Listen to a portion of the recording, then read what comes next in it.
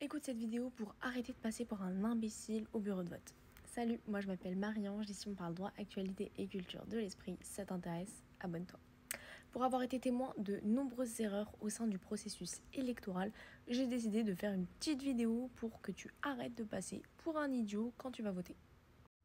Bon, je t'ai mis une petite vidéo d'un bureau de vote classique. Lui, c'est celui que je tenais. Et on va prendre partie par partie. Tout d'abord, lorsque tu arrives à ton bureau de vote, pas de difficulté, il faut juste regarder les panneaux. Voilà, il y aura écrit bureau de vote, numéro, et puis tu regardes ton numéro, où est-ce que tu es censé voter. Donc là, il n'y a pas de difficulté, il faut juste lire. Voilà, lisez les panneaux. Parfois, je sais que les bureaux sont un peu embriqués les uns dans les autres, mais juste lisez, ça va bien se passer. Ensuite, tu atterris sur l'étape qui constitue donc la première table du bureau. Donc là, je vais vous remettre la photo, c'est avec ces deux dames-là. Ces dames-là vont bien contrôler qu'effectivement vous êtes affecté à ce bureau de vote-là. Et ensuite, elles vont vous délivrer les enveloppes et l'ensemble des papiers. Elles vont vous dire souvent minimum de 2 papiers. Oui, c'est pour garantir le secret du vote. Et ces 2 papiers-là, vous êtes censé ensuite les mettre dans l'isoloir. Donc, étape suivante, on va dans l'isoloir. Arrêtez, on arrête de mettre les papiers en plein milieu devant tout le monde. Ce n'est pas le but du vote. Sinon, on fait un vote à main levée. Voilà. Troisième étape, vous êtes dans l'isoloir. Dans l'isoloir, pareil, on n'est pas 5 dans l'isoloir. Il y a juste une personne qui vote et qui prend pas 3 plombs. Pareil, on ne téléphone pas dans l'isoloir, ce n'est pas une cabine téléphonique. Donc juste on met son petit bout de papier dans l'enveloppe et on ressort. On met bien son bout de papier dans l'enveloppe. On ne jette pas l'enveloppe. Parce que ça, je l'ai eu. Donc on ne jette pas l'enveloppe. On garde son bout de papier dans l'enveloppe et ensuite on ressort. Quatrième étape, donc là, pas de panique, vraiment pas de panique. Il y a normalement 3 personnes qui vont vous accueillir. Si ce n'est pas le cas, il peut y en avoir 2, mais en tout cas, il y a 3 petites sous-étapes dans cette ultime étape. La première chose que vous allez donner, c'est vos papiers. Donc c'est la carte électorale si vous l'avez. Si vous l'avez pas, c'est pas dramatique, vous pouvez voter sans. Donc voilà, la carte électorale et puis votre pièce d'identité ou votre passeport ou votre permis de conduire. Enfin bref, tout ce qui pourrait prouver que vous êtes bien vous. En réalité, la carte électorale va juste être tamponnée. Donc si vous l'avez pas, c'est pas dramatique. En général, les dames justement de l'étape numéro 1 vont vous donner un petit post-it qu'on va tamponner. Donc il n'y a pas de problème à ce niveau-là. Vous donnez ça et ensuite on attend. On attend.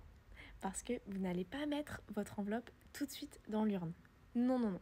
Avant qu'on puisse vous délivrer vos papiers et que vous puissiez mettre votre enveloppe dans l'urne, il y a un protocole bien précis. C'est pour ça qu'il faut bien écouter ce que les gens qui tiennent le bureau vous disent. Donc, une fois que vous avez donné vos papiers à la première personne qui était devant vous, voilà, elle va les communiquer, etc. Votre numéro va ressortir. Et donc, normalement, la troisième personne qui est donc juste après l'urne va dire votre nom et votre prénom, enfin bref, tous les noms qui composent votre pièce d'identité en fait. Et la personne qui a donc désormais votre pièce d'identité, c'est la personne qui vous a devant vous, devant l'urne, sans pour autant mettre l'enveloppe, elle va dire bah c'est exact, voilà, c'est bien cette personne-là, ou alors non, c'est pas du tout cette personne-là. C'est avant de mettre l'enveloppe pour bien certifier que c'est vous qui avez voté.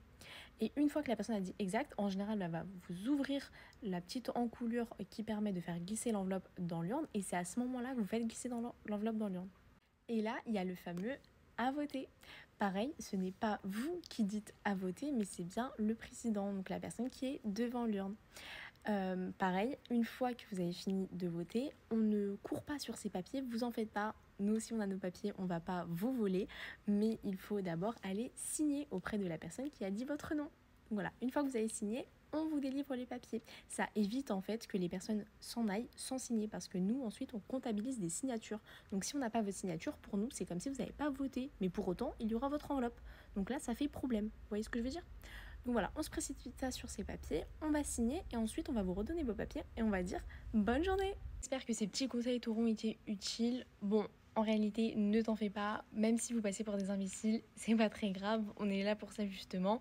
Mais bon, c'est quand même important de savoir un peu quel est le protocole électoral qui suit quand on va voter. Et donc, je vous prie de bien vouloir le respecter. Voilà, mais sinon, vous en faites pas. On vous aime beaucoup et puis ça nous fait beaucoup rire. Voilà.